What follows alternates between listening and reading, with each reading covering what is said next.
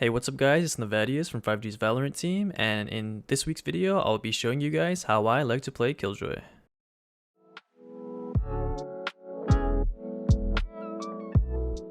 To begin, Killjoy is a sentinel.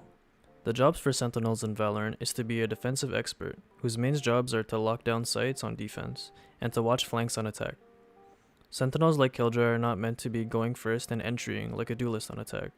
Instead, they should be going in after the entries, looking to trade and take the bomb site, or any other part of the map where control is needed. On defense, however, playstyles may vary with Killjoy. The way I personally like to play is by setting up traps for the attack to fall into, delaying them as much as I can while my teammates rotate over to help. With that out of the way, let's go over the utility that Killjoy brings to the table. Killjoy's first ability is her Nanoswarm. Nanoswarms cost 200 credits each, and she is able to have 2 of them at a time. These are Molotovs that can be triggered remotely, similar to Cypher's cages. When detonated, these nanoswarms last 5 seconds and deal constant damage to anyone in its radius.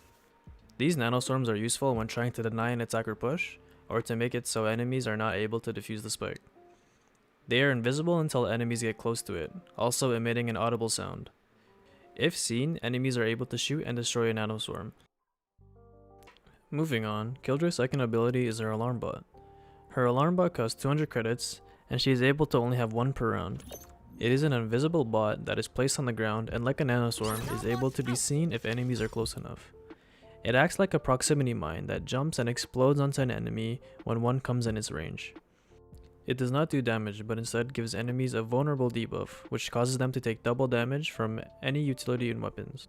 This debuff is the same one you get from being in Viper's snakebite. This double damage can be seen as it usually takes 4 shots to the body with a Vandal to kill a full health and full shield enemy.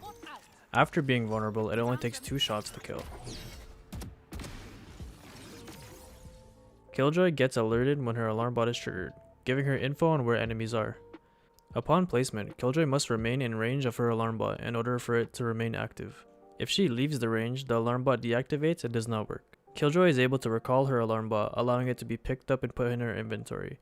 She is then able to use it again after 7 seconds. This ability is good at gaining intel and making it easy to kill enemies. A common combination I like to do with Killjoy is using her nanoswarm and alarm bot with each other.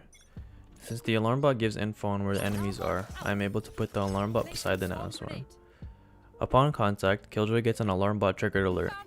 I can then pop the nanoswarm since I know that there is an enemy within the nanoswarm range. If the alarm bot is not shot, the enemy is going to be taking double damage while cooking in the nanoswarm, thus dying very fast. Killjoy's third ability is her turret. This is her free ability, which she gets every round. If broken, she can then place it again after 45 seconds after it being destroyed. The turret is a stationary device that shoots 3-shot bursts at an enemy that are in a 180-degree cone view. By default, it is facing forward, but by pressing the ability button again, you are able to rotate it 180 degrees to be pointing towards you. Her turret does not do a lot of damage, but its main use is to gain intel on where the enemy is, just like the alarm bot does. The turret also slows down enemies who it is shooting at. Since getting tagged by bullets in this game makes you move very slowly, you are able to peek off the turret's contact in order to get an easier shot at the enemy. Similar to Killjoy's alarm bot, she needs to be in range of her turret in order for it to work. Killjoy can also recall her turret, allowing it to be picked up and put in her inventory. She is then able to place it down again after 10 seconds. Killjoy's ultimate ability is Lockdown. It costs 7 ultimate points, and when placed emits a bubble dome in a very large radius. After 13 seconds, any enemies who are in the dome will be detained, causing them to move very slowly and not be able to use their gun or any abilities for 8 seconds.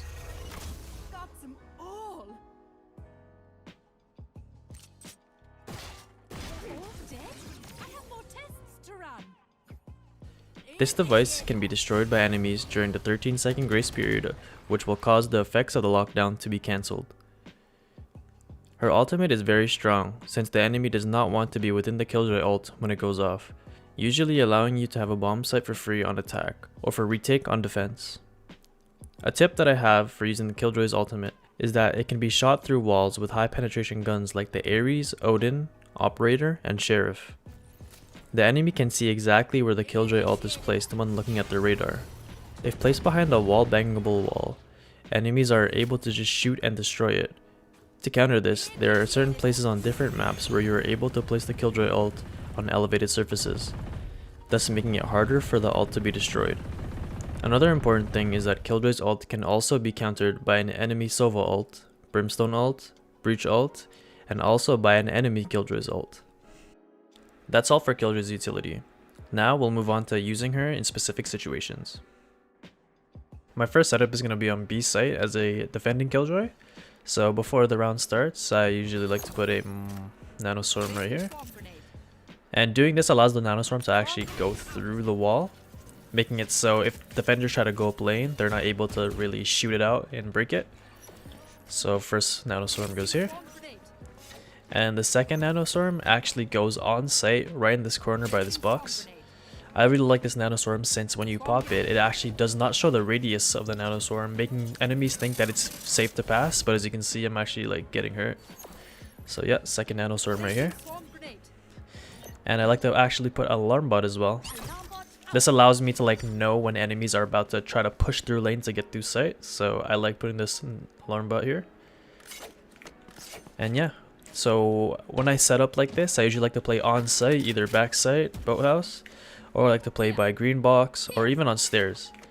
So basically how this works is attackers, when they're coming out of B main, they're going to want to basically smoke off right there, and smoke off right here, and they want to rush lane in order to get to site as quick as possible.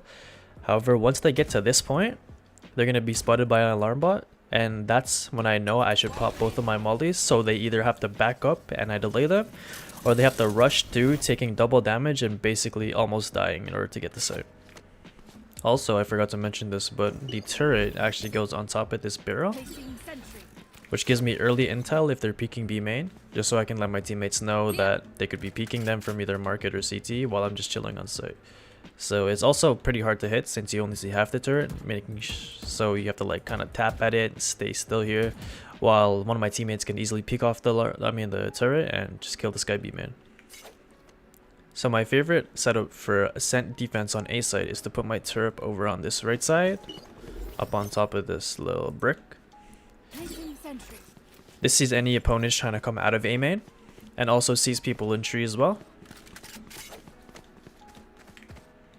I like to couple this with a nanoswarm right at the entrance, this so I can delay them if they're trying to come in. Also get some damage done as the turret is shooting at them, just like that. And then with my alarm bot, I like to put it very much in this corner with an alarm bot right on this grass spot. Because typically as an attacker, you're going to have at least one guy trying to rush the switch in order to close it. However, when this person rushes the switch, they're going to get seen by the alarm bot.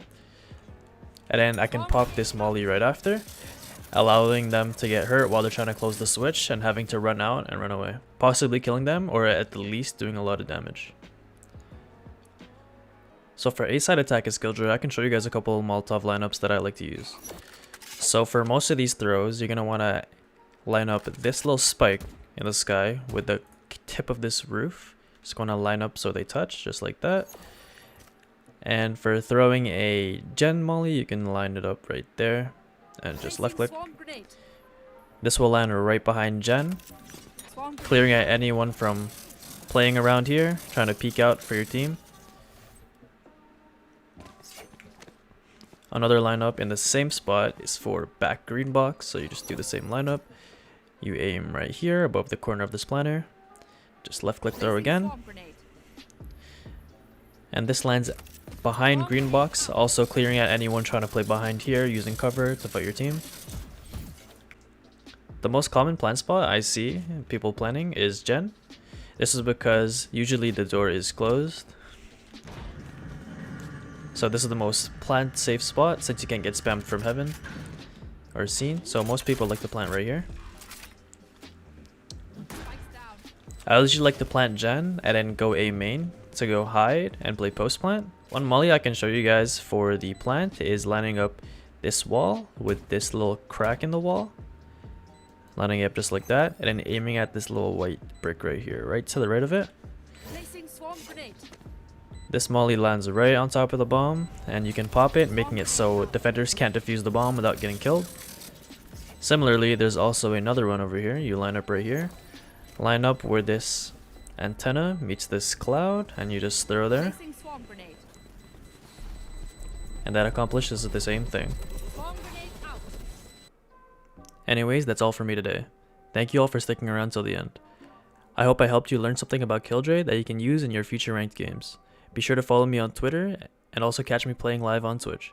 Links will be on screen and in the description as well. If you have any questions for myself, please be sure to reach out to me and I'll be sure to respond. Take it easy and I'll catch you guys next time.